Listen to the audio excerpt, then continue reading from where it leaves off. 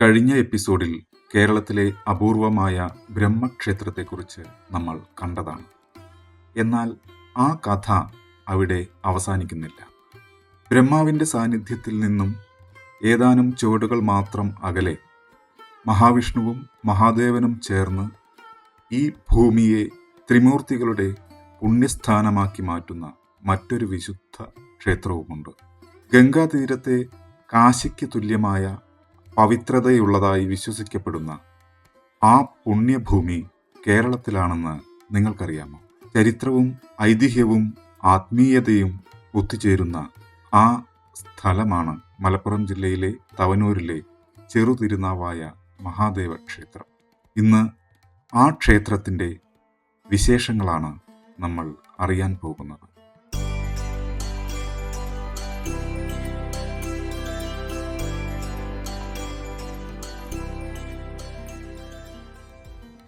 അതിനു മുമ്പ് ഒരു സന്തോഷ വാർത്ത.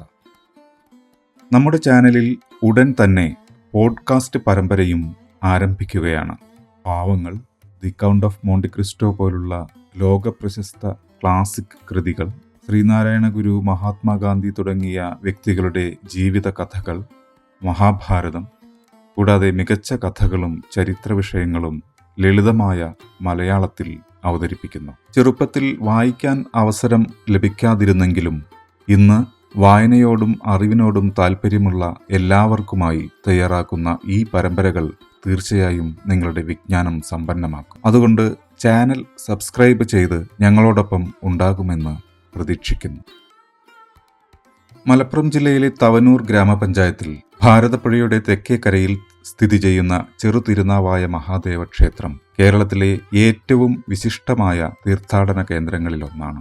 നദിയുടെ മറുകരയിൽ പ്രസിദ്ധമായ തിരുനാവായ നാവാമുകുന്ദ ക്ഷേത്രം, ഇവിടെ തെക്കേക്കരയിൽ ബ്രഹ്മക്ഷേത്രവും മഹാദേവ ക്ഷേത്രവും. ഇങ്ങനെയൊരു പ്രദേശത്ത് ബ്രഹ്മാവും മഹാവിഷ്ണുവും മഹാദേവനും സാന്നിധ്യമറിയിക്കുന്ന കേരളത്തിലെ അപൂർവമായ തീർത്ഥാടന ഭൂമിയാണ് ഈ പ്രദേശം. അതുകൊണ്ടുതന്നെ ഈ പ്രദേശം നിരവധി ഭക്തരും ഗവേഷകരും പ്രത്യേക പ്രാധാന്യത്തോടെ കാണുന്നു. തവനൂർ എന്ന പേരിനു പിന്നിലും ഒളിഞ്ഞിരിക്കുന്നത് ഒരു മനോഹരമായ ഐതിഹ്യമാണ്. പരശുരാമന്റെ അഭ്യർത്ഥന പ്രകാരം കേരളത്തിലെ ക്ഷേമത്തിനായി സൃഷ്ടികർത്താവായ ബ്രഹ്മാവ് ഇവിടെ ഒരു യാഗം നടത്തിയെന്നാണ് വിശ്വാസം. സപ്തർഷികളും നവയോഗികളും ഈ പ്രദേശത്ത് ദീർഘകാലം തപസ് അനുഷ്ഠിച്ചതായും പറയപ്പെടുന്നു. തപസ്സു ചെയ്ത ഊർ എന്ന അർത്ഥത്തിൽ താപസനൂർ എന്നറിയപ്പെട്ടിരുന്ന ഈ പ്രദേശം കാലക്രമേണ തവനൂർ എന്ന പേരിൽ അറിയപ്പെടാൻ തുടങ്ങി എന്നാണ് ഐതിഹ്യം. കഴിഞ്ഞ എപ്പിസോഡിൽ നമ്മൾ കണ്ടതുപോലെ ശ്രീചക്ര പരിക്രമണ ഭൂമിയുമായി ബന്ധപ്പെട്ട വിശ്വാസങ്ങളും ഈ പ്രദേശത്തിന്റെ ആത്മീയ മഹത്വം വർദ്ധിപ്പിക്കുന്നു.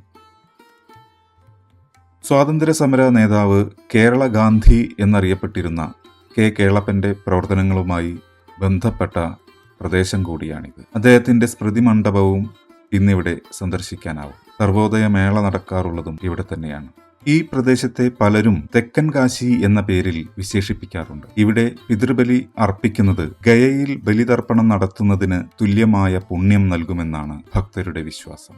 അതുകൊണ്ട് തന്നെ വർഷം തോറും നിരവധി വിശ്വാസികൾ ഇവിടെ എത്തിച്ചേരുന്നു. വിശ്വാസവും ചരിത്രവും പ്രകൃതി സൗന്ദര്യവും ഒരുമിച്ച് അനുഭവിക്കാനാകുന്ന അപൂർവമായ ഒരു തീർത്ഥാടന ഭൂമിയാണ് ചെറുതിരുനാവായ. ഭാരതപ്പുഴയുടെ തീരത്ത് ചരിത്രവും വിശ്വാസവും ഇന്നും ജീവിച്ചിരിക്കുന്ന ഈ പുണ്യഭൂമി നിങ്ങൾ ഒരിക്കലെങ്കിലും സന്ദർശിച്ചിട്ടുണ്ടോ? ഇല്ലെങ്കിൽ നിങ്ങളുടെ അടുത്ത തീർത്ഥയാത്രയിൽ ചെറുതിരുനാവായയും ഉൾപ്പെടുത്തുക.